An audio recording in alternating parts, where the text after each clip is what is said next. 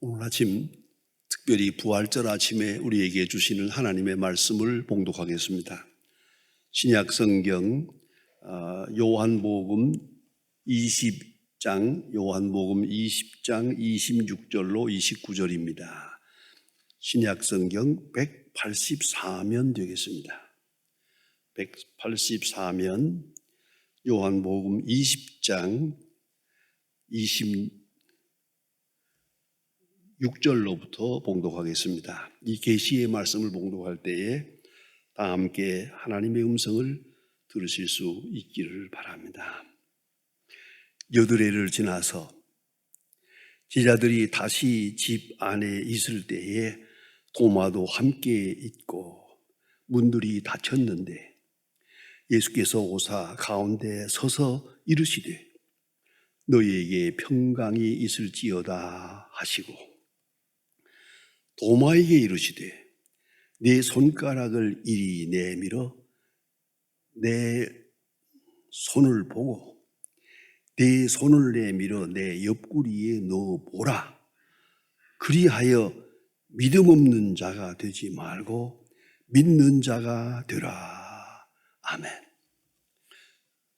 세계적으로 유명한 철학자 데카르트라고 하는 분이 있습니다.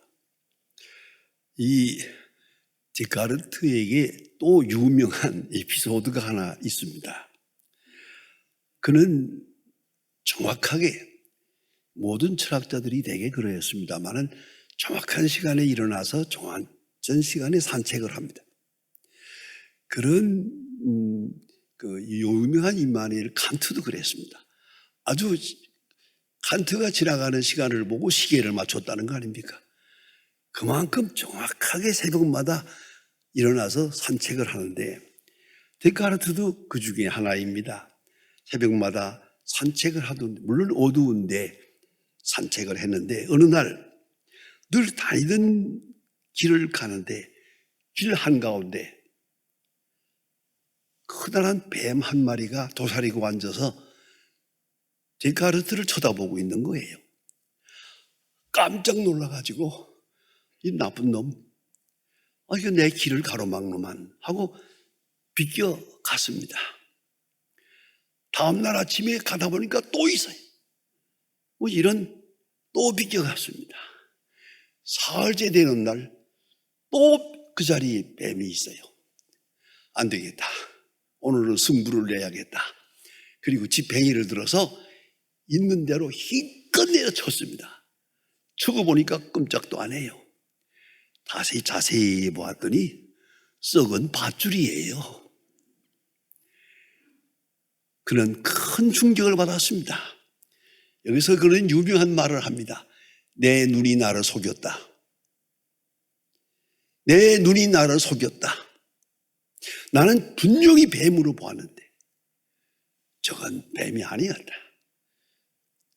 남이 나를 속이고 그건 아니야. 내 눈이 나를 속였어.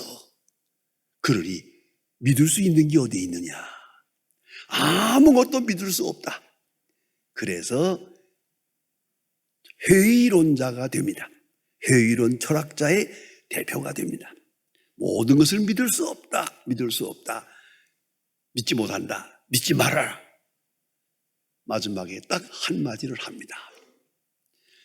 내가 의심하고 있다는 사실만은 믿을 수 있다. 아주 변증적입니다. 그래서 유명한 철학의 명제가 나옵니다. I think that I am. I think because I am. 라고 하는 철학적 명제가 여기서 나오는 겁니다. 내가 생각하니 내가 있다.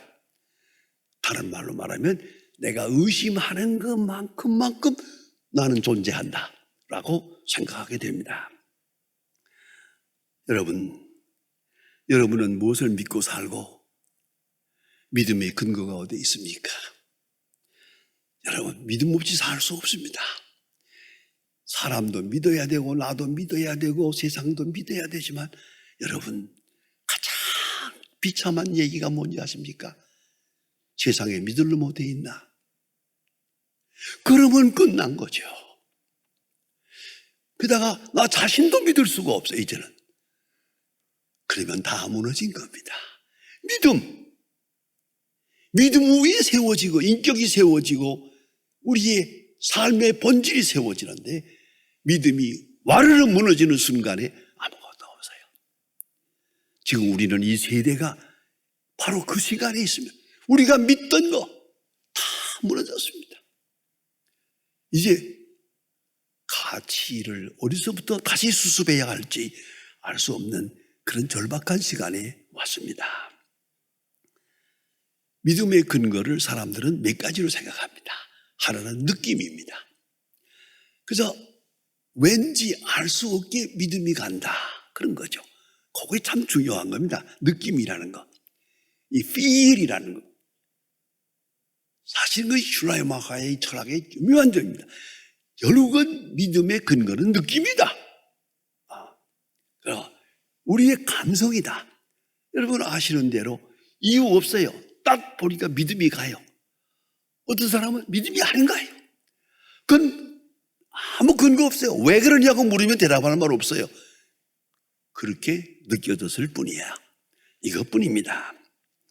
이런 느낌이라는 게 있는가 하면 또 하나는 눈으로 보아야 한다는 사람이 있어요.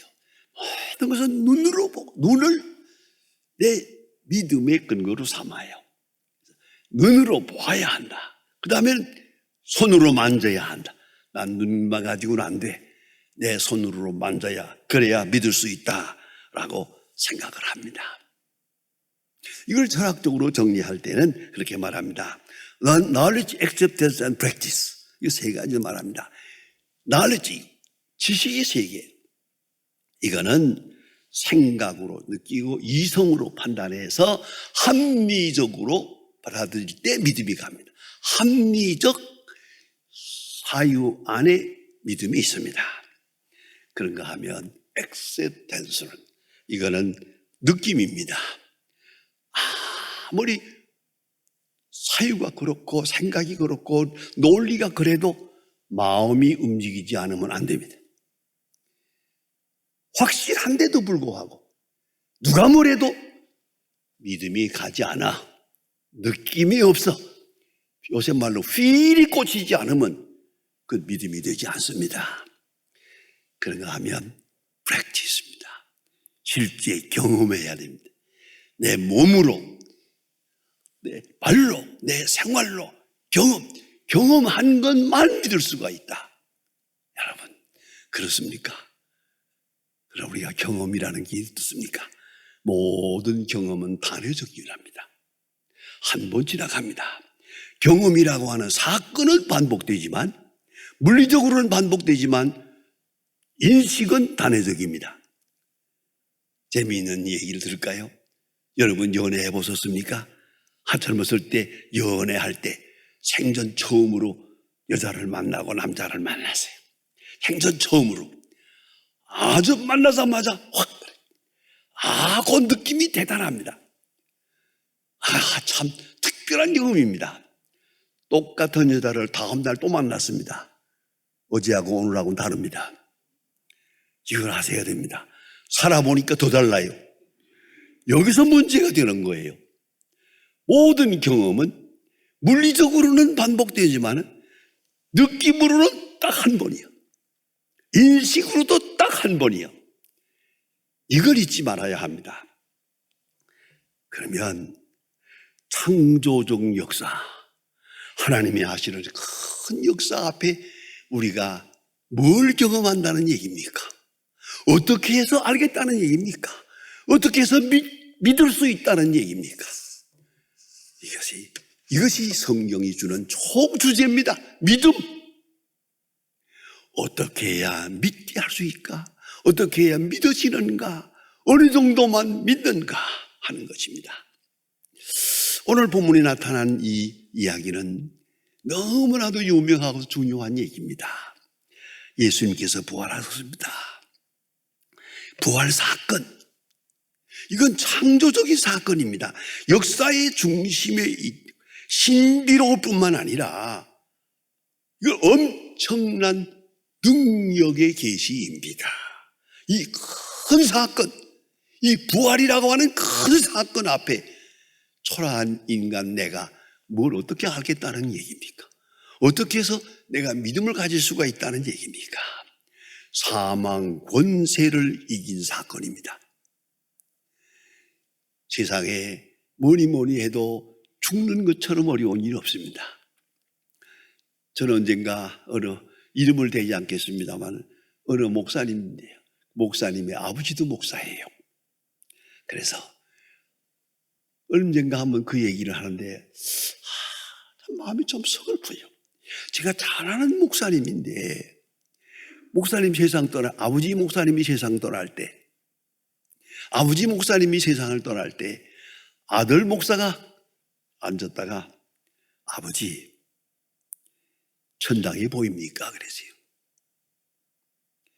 아버지 하는 말이 아직 안 보여. 나는 많이 두렵다. 그리고 죽었대. 그래서 그 아들이 그 얘기를 자꾸 해나가는데 우리 아버지가 평생 설교하셨는데 왜 마지막에 나에게 실망을 주었다고? 여러분, 다시 한번 생각해 보세요. 생명은 신비롭습니다. 2번 태어난 사람은 없습니다. 자기가 세상에 태어나는 것을 본 사람은 없습니다. 그것을 경험한 사람도 없습니다. 왜요? 사람은 4살 전의 일을 기억하지 못하니까요. 그 신비로운 일들 하나도 모릅니다. 그게 기억에 없습니다. 그렇다고 없는 일입니까? 엄연한 사건이지만은 내 인식 속에 없습니다. 그걸 잊지 말아야 합니다. 그런가 하면 우리 앞에 있는 죽음도 내가 경험할 수 있는 일이 아닙니다.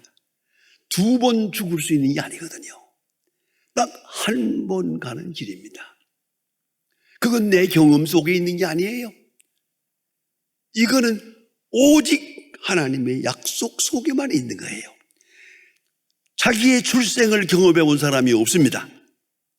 동시에 자기 죽음을 경험해 본 사람도 없습니다. 이 모든 사건은 신앙적 사건일 뿐입니다.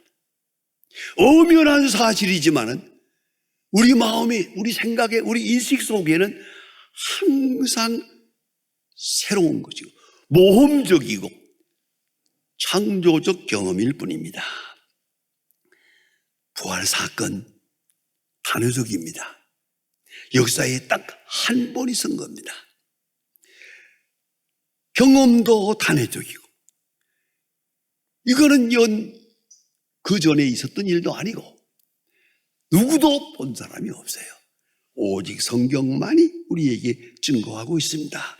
모든 경험은 딱 한 번 있는 일입니다. 한 번에서 지나가고 맙니다. 단회적입니다. 그런데 부활하신 예수님께서 나타나셨는데 그 신령한 몸, 성경은 이것을 spiritual body, 신령한 몸이라고 말합니다. 부활하신 예수님의 모습. 분명히 부활했는데 심지어는 음식도 잡수시고 같이 길을 가시기도 하고 마주 앉아 얘기를 하시고 계세요. 그러나 성경은 분명히 말합니다. 오히려 의심하는 자가 있더라. 안 그렇습니까? 부활하신 예수님 앉아서 같이 식사를 하고 있지만은 아무리 쳐다보아도 아무리 생각해도 이거를 이해할 수는 없는 거예요. 그래서 성경은 오히려 솔직하게 말합니다. 오히려 의심하는 자가 있더라. 난 그 말이 너무 마음에 들어요. 마찬가지입니다. 지금도 예수님이 나타나서 말씀하신다 하더라도 여러분 같이 식사를 하고 같이 악수를 해도 아마 그럴 겁니다. 오히려 의심하는 자가 있더라. 당연하지. 의심한다는 게 당연하지. 난 그게 더 마음에 들어요. 왜요? 내가 경험한 게 아니니까. 새로운 경험이니까. 계속 새로운 사건이요. 딱 한 번 있은 사건이요. 부활하신 예수님 얼마나 놀랍습니까? 여기 계신가 하면 저기 계시고 또 앉아서 식사하시는가 하면 그 다음에 또 제자들에게 말씀하시고 그 사람 문 다 성경에 보는 대로 문 다 잠가놨는데 잠겼는데 호련히 나타나가지고 평안할지어다. 정말 놀라울 거예요. 그 부활하신 예수님의 몸을 무엇으로 설명할 겁니까? 이거 딱 한 번 있은 사건이에요. 또 예표적으로 우리에게 보여주신 사건이에요. 내가 부활의 첫 열매이다. 내가 이렇게 부활했지, 너희도 이렇게 부활할 것이다 말씀하고 계시거든요. 그런데 여러분, 역사적 사건과 신앙 사건은 다릅니다. 이걸 영어로 말하면 historical event, faith event. 무슨 말인고 하니, 사건은 사건이에요. 역사적인 사건이에요. 그러나 내가 그걸 믿느냐 안 믿느냐에 따라서 내게 사건이 될 수도 있고 안 될 수도 있어요. 내가 안 믿으면 없는 거예요, 일단은. 그러나 내가 믿는 만큼 그 사건이 사실이 되는 거예요. 이걸 잊지 말아야 합니다. 그런 거로 히스토리컬 이벤트, 예수님 부활하신 것은 확실하지만은 그걸 믿는 것, 믿는 사람의 마음에서 신앙사건으로 바뀌는 거예요. 믿는 순간 사건이 되는 거예요. 믿는 순간. 이 사건을 믿는 사람들, 예수님을 위해서 일생을 바치고 순교했어요.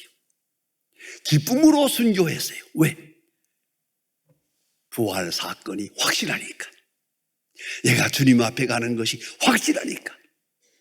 사도 바울 말합니다. 나의 달려갈 길을 다 가고 믿음을 지켰으니 내 앞에 생명의 면류관이 있도다. 환하게 바라보면서 로마 감옥에서 그는 순교합니다. 왜요? 부활 사건이 확실하니까. 부활 사건이 확실히 믿어지니까. 이것이 마지막 축복이에요. 믿어지는 것.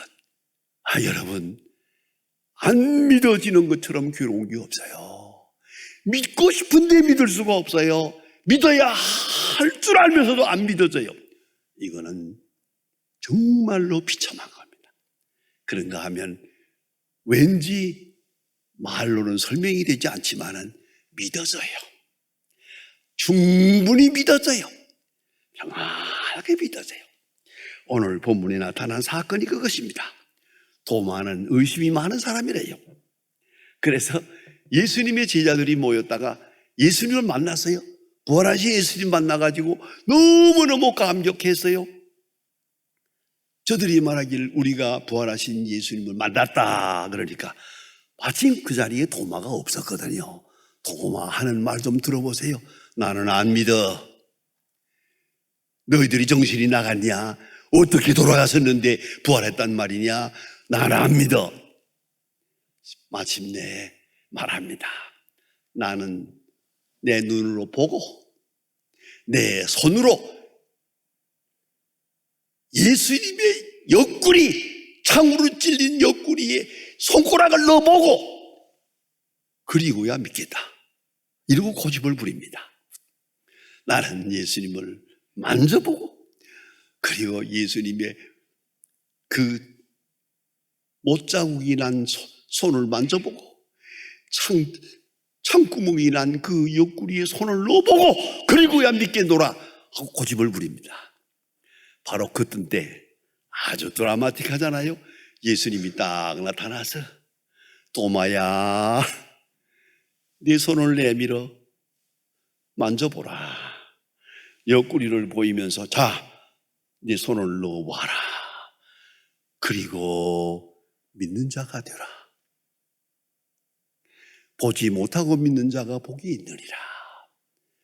너는 보고 믿겠다고 하지만 그것만 가지고는 안 되지. 보지 못하고도 믿어. 만져보지 않아도 돼. 아니, 만져볼 필요가 없어. 수수께끼 같은 얘기가 있습니다. 미국의 로스앤젤레스에 가면 귀지 박물관이 있습니다. 박물관 안에 그 루벤스가 그려놓은 유명한 그림이 있습니다. 저는 그 그림 갈 때마다 그 그림을 꼭 한번 봅니다. 그 그림 앞에는 사람들이 수십 명이 서서 계속 감상을 합니다. 그게 뭐냐면 예수님이 도마에게 나타난 겁니다. 도마에 나타나서 옆구리를, 구멍이 뚫린 옆구리를 이렇게 딱 보이면서 만져보라. 도마가 손을 이렇게 하고 넣어볼까 말까 이렇게 하고 있는 걸 그림을 그렸어요. 참 잘 그렸어요. 500년 전에 그린 건데 저는 그 자리에만 가면 잘 떠날 수가 없어요. 1시간 동안 그걸 감상을 합니다. 자, 여러분, 수수께끼가 있습니다. 도마가 손가락을 넣어봤을까요? 말았을까요? 어떻습니까? 꼭 그래야겠습니까? 아마도 못 만졌을 거예요. 왜요? 만질 필요가 없으니까. 손가락을 넣어볼 필요가 없으니까. 그것이 믿음이에요. 꼭 내가 만져봐야겠습니까? 죄송합니다. 꼭 죽어봐야겠습니까? 그래야 죽음을 알겠습니까? 여러분, 깊이 생각해야 합니다. 예수님 말씀합니다. 야, 도마야, 그렇게 의심이 많으냐? 다른 사람 다 믿는데 너는 안 믿는다고? 나는 만져봐야 되겠다고? 그래, 만져봐라. 얼마나 자비롭습니까? 얼마나 고맙습니까? 이 의심 많고 고집 많고 이 못된 거, 이 못돼 먹은 걸 찾아오셔서 도마야, 내 손을 내밀어 내 옆구리에 넣어보라. 그리고 믿는 자가 되라 할 때 도마는 그 앞에 무릎을 꿇습니다. 주여, 어찌하여 나를 이렇게 사랑하십니까? 나같이 고집이 많고 못된 걸 찾아오십니까? 그리고 내 이 욕망을 채워주시고 만져보고 믿으라. 믿는 자가 되라. 믿는 자가 되라. 도마가 여기서 완전히 무릎을 꿇습니다. 나의 주님이시요 나의 하나님이십니다. 나의 주님이시요 나의 하나님이십니다. 이 confession, 이 고백이 중요한 겁니다. 여러분, 예수님은 세상에 오셔서 많은 병자를 고쳤습니다. 예수님은 의원입니다. 불쌍한 사람을 돌보았습니다. 말씀하셨습니다. 율법의 해석자가 되셨습니다. 희한한 능력을 많이 하셨습니다. 그러나 예수님이 끝끝내 제자들에게 가르치고 싶은 게 뭡니까? 나는 너의 하나님이다. 홀로 쌀세게네도 말씀이 육신이 되어 우리 가운데 거하신다. 이 요한복음의 고백입니다. 하나님이 육체를 입어서 오늘 이 자리에 와서 너를 만나고 있다. 그런 거로 우리 입에서 나오는 고백이 뭡니까? 주는 그리스도시요 메시아입니다. 주는 능력이 많으신 분입니다. 주는 이적의 사람입니다. 기적의 사람. 아니요. 주님이 바라시는 것은 이겁니다. 나의 하나님, 주는 나의 하나님이십니다. 그 고백이 있어지기를 오늘도 기다립니다. 오늘도 우리는 주님을 봅니다. 나의 하나님, 도마의 신앙 고백입니다. 예? 주는 나의 주님이시요 나의 하나님이십니다. 그는 나를 다 알고 계십니다. 그리고 찾아오십니다. 나의 약함을 아시고 나를 사랑하십니다. 나의 고집되고 못쓰는 거 알고도 나를 사랑하십니다. 그 하나님 앞에 고백합니다. 당신은 나의 하나님이십니다. 그래서 오늘의 우리의 기독교의 신앙 고백의 뿌리가 되는 겁니다. 이걸 잊지 말아야 합니다. 기독교가 누굽니까? 그리스도인이 누굽니까?